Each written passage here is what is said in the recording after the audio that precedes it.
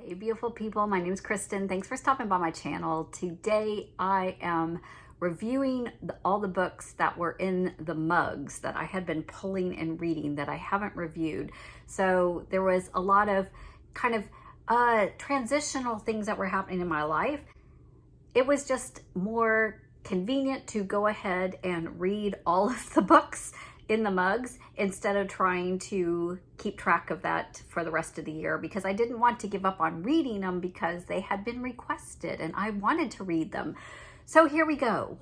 I will kind of group them into the classics, the nonfiction, and the fiction. So the classics that were still in the mug needing to be read were The Color Purple, Alice Walker. I had watched this movie, but I do not think I had ever read this book before.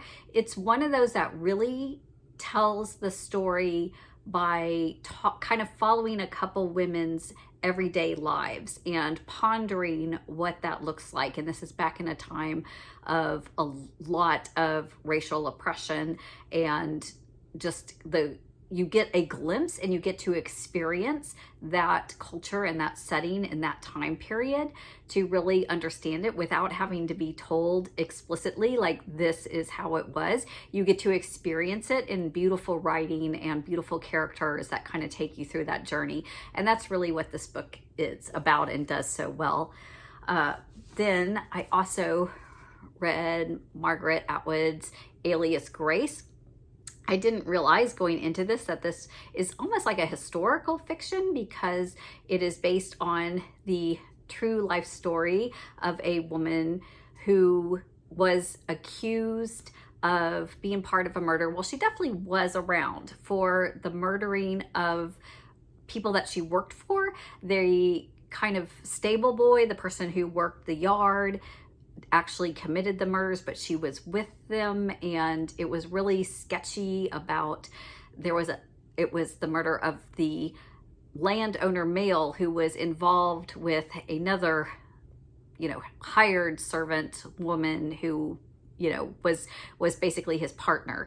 So it was really fascinating, like going back and forth, like, because she was a minor at the time, is she responsible? Was there mental illness? Was she aware of what she was doing? Was she really the mastermind who controlled the stable hand to do it? And so this is that story that is kind of thinking out what could be or what would be in those circumstances. So it's almost like a little true crime-ish dialogue, historical fictitious book. And it was, I really, really enjoyed The Handmaid's Tale. I'm really enjoying Margaret Atwood's writing. I felt like it was a little bit long because you kind of know the story up front, and now you're just trying to figure out the kind of the whys or the motivation, and I felt a little long. That's my only kind of negative critique. But if you enjoy her writing, I wouldn't start with her, but if you enjoy another book, then I think it's worth picking up. Definitely worth picking up John Steinbeck's East of Eden. So this book was brilliant. Everybody told me I would love this, and you were not wrong. This is brilliant. It's basically the story, it kind of plays off of Cain and Abel in the Bible. And you start out with two brothers who are trying to have a go of it, having some rough family drama issues, trying to make their way, trying to come into adulthood. One of them then marries, has twins of his own. So they are definitely the Cain and Abel kind of situation that's now come into all this family drama.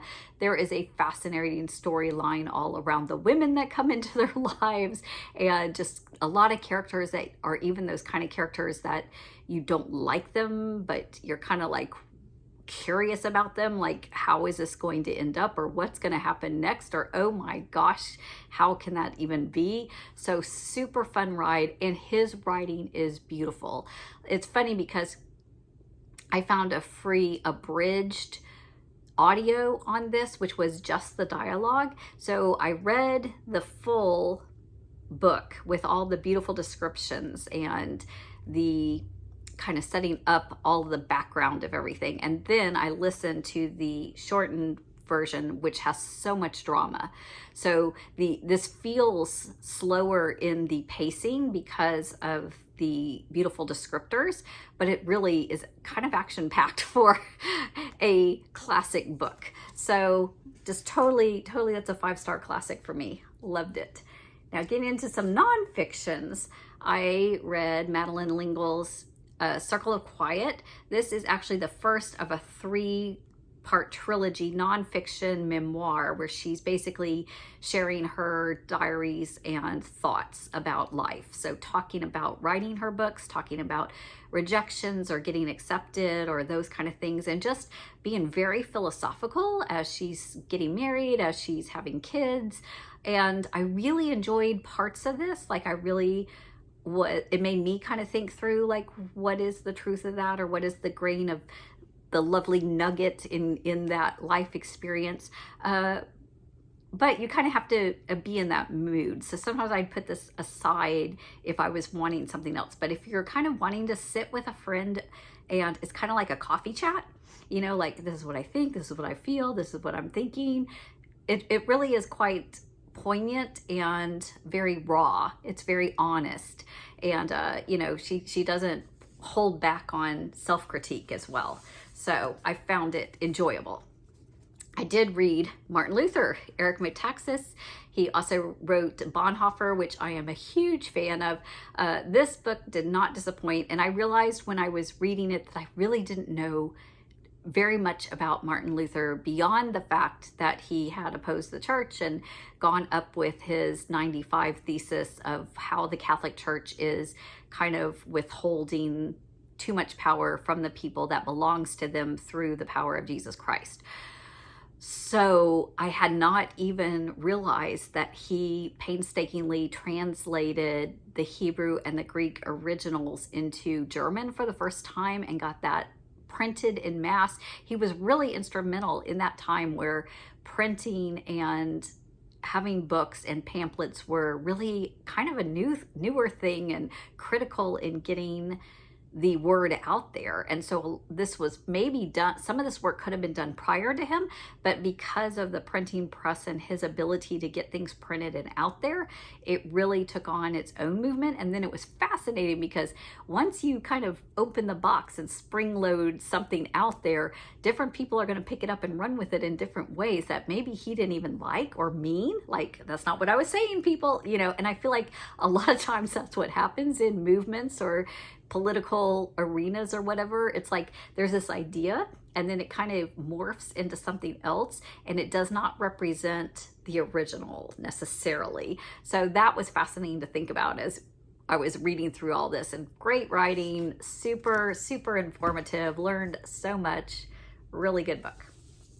I did read The Fact of a Body.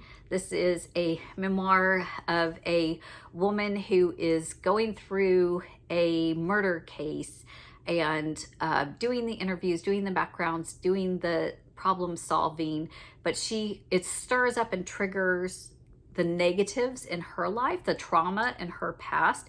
And it's really a book more about her trying to make peace or adjust that. And I can't say I really enjoyed that journey, but I thought it was an interesting concept. And because it's a memoir, I don't want to diss on somebody's life because that's valuable and they're a valuable, beautiful person. And I'm glad that they were able to work through it. But the writing itself just wasn't quite there for me. So I'm not saying I highly recommend it unless that's somewhat what you're wrestling with or going through, then maybe that would be really cathartic and a good choice. I read Mandela. This is his authorized biography, and it was so educational. I learned so much. I, knew apartheid, South Africa, knew the basic kind of general broad strokes, right? But this just went through it. You had the interactions, even foreign relations with Margaret Thatcher, with Ronald Reagan. You had the 27 years in detail of him being in prison, and just fascinating how he was such an icon and such a leader, even when he was restricted to literally 1 letter a month. It's like somehow, I don't think they thought there was a lot of harm or danger in putting all of these political leaders in the same prison together. They figured it out kind of at the end, the last 3 to 5 years. They realized we got to separate all these guys because as as they would come in and out of the prison. I think that's how they got their news and sent news out, was the people that either got released or got rearrested. And then it was just a think tank, because what else did they have to do besides sit there and plot and plan and, you know, have all of this going on. But it was very interesting in particular to follow his struggles about violence versus nonviolence, and how do we achieve the good of the community in the whole, and who do we align with, even though we maybe don't embrace everything that's going on with like the Communist Party, but they're being persecuted in some of the same ways that we are over here. So just really, really thought-provoking, really fascinating historical, if you have any interest in that time period, that history, those world powers. Very good book.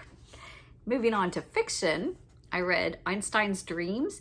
This is a very short, kind of easy, philosophical style book about what if, this is like told from the perspective of Einstein himself growing up. Obviously, it's not really his memoirs. It's just what could have been happening in his head. But it goes through, kind of documents some of the things that are known about his life, and then hypothesizes what he might have been thinking about or how he may have experienced the world, and just pondering some of those kind of thoughts or theories or relationships. And so that was interesting. I mean, I don't think it was like 5-star level, but it's an interesting premise. I really enjoyed that. I did read Ann Tyler's The Accidental Taurus. My summation of this is, when you're looking for that book just to cleanse your palate, have something light and, you know, refreshing, this is that kind of book. It has enough humor. It's basically the husband is an author writer, so I always love that. And then they're kind of struggling, and they're just doing life. And there's the normal kind of conflicts and struggles, and, you know, fighting against maybe middle age a little bit, kind of meaning, am I becoming obsolete? What's going on here? He's the tourist part is because he writes tour books, goes around, travels, writes doc. And so that's really, I thought that was really interesting and fun. And like I said, it's got quite a bit of little quippy humor, dialogue, but nothing too heavy, nothing too like, you know, heart heavy. So when you're needing that kind of thing, when maybe you've been reading a Mandela book, you've been reading something that's interesting but kind of heavy, this was perfect. That came into my life at a good time. Talking about heavy topics though, The Tattooist of Auschwitz. This is another historical fiction based on the true story of the predominantly Jews, but those who also were considered enemies of Nazi party, put into Auschwitz. This goes pretty much from almost the beginning, when it was a newer camp, all the way to like the freedom liberation of it. And this is told from the perspective, it is fictitious, but it's told from the perspective of the one who had to tattoo the prison numbers into the people's arms. And you know that happened. So there really was a tattooist of Auschwitz. It's just we don't have his exact journals and words, but so much of this is well researched and documented that it happened. And so having it from that first person perspective is just really, really powerful. And this is a lovely story. I think it does a good job of having a balance between the heavy and realistic view of what was going on, and then having that hope and having a couple celebrations at the end. Now, a couple books that are bonus, they were just kind of new releases for me in my mugs, but I wanted to share them because I would recommend these next two books. I read Great Circle by Maggie Shipstead. So this book is a book that has kind of two parts. It has a historical event that didn't really happen, but it's similar to other events that did happen, of a woman pilot that was trying to fly from pole to pole and document that, as well as then that happened way in the past, and now there is a young actress that's going to portray her in modern day. And so it's interesting because the reviews, I went back and forth putting this on my TBR and taking it off, but because the main negative thing I heard was that the modern day story of Hadley, she wasn't very likable, and she's not. She really isn't.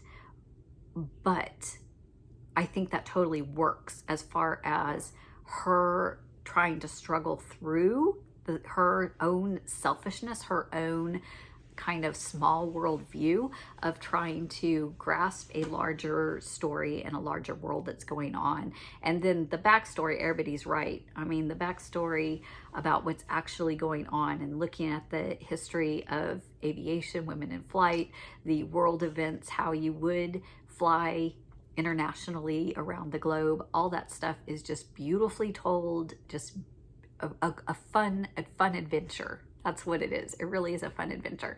So I highly recommend this, and just going in knowing that sometimes there's an unlikable character that you're kind of like rolling your eyes like she needs to get over herself or whatever. But if you think about it in the larger context of it, that part of it, that resistance to it, was that much greater by the end, if that makes any sense. And then the other book that I read that was newer release, a couple of years old now, The Measure. This is a story of you just suspend your disbelief and believe that in one moment, every single person on this planet receives a box that is the measure of their life. And if you choose to open it, there's a string inside. And at first they don't even know what this means, but like comparing people's strings, they come to figure out that it's the length of your life. And, you know, it takes them some time to figure out exactly how to measure that or what that means. And then beyond that, and beyond the fact that I really like the characters that were talking and dialoguing about all this and wrestling with, do I open my box? Do I not open my box? Why or not? Then it's like, okay, if you've got a really short string, or you have somebody else in your life that has a really short string, do you choose to date them if you know they're not going to be around for you very long? Do you hire them? Do you know, what does that mean? How do you live your life knowing that about the other person, in addition to what you know about your own? And, you know, it just got me thinking. It's like, it's one of those things like I think I would want to not look in my box, but I don't know if I could handle the pressure if there actually was a box. You know, it's that kind of thing. Anyway, I thought it was a really fun book. Again, kind of going back and forth, a little bit philosophical, if you will, in nature. But I really liked the characters in this, and got very kind of engaged in what was happening to them. So I thought it was beautiful. I even teared up and was very moved, in addition to having just some fun. So that's, again, kind of a lighter book, even though it has a heavier topic dealing with death. So those are the books. So thank you for stopping by and catching back up with me. If you've read any of these, you can leave me a comment. If you want to read any of these, I'm really interested to know if there's one that struck your fancy. If you've been reading something similar, or if you read something that, because I loved it, you think, oh, if you love that, you should read this, Kristen, please leave me a comment. I love to interact with you in my comments. Like and subscribe if you haven't already. I really appreciate you taking the time. I know you have a choice when you click on your channels. So thank you. Thank you for stopping by. Have a beautiful day. Take care, y'all.